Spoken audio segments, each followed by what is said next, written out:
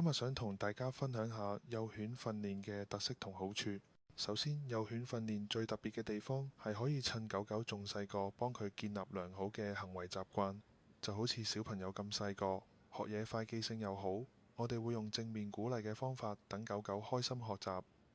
訓練嘅好處真係好多。第一，可以防止狗狗養成壞習慣，例如亂咬嘢、隨地大小便。第二，可以增強狗狗嘅服從性，等佢聽你話。第三，最重要係可以增進你同狗狗之間嘅感情。我哋嘅訓練課程會教基本指令，例如坐低、趴低等，仲會教狗狗適應社會，等佢見到陌生人同其他狗都唔會驚。另外，我哋會教你點樣同狗狗溝通，等你可以自己繼續訓練。記住，訓練要持之以恆，每日花少少時間，效果就會好明顯。如果你有興趣，歡迎隨時聯絡我，我可以為你設計適合你狗狗嘅訓練計劃。希望各位主人同狗狗都可以開開心心建立一段美好嘅關係。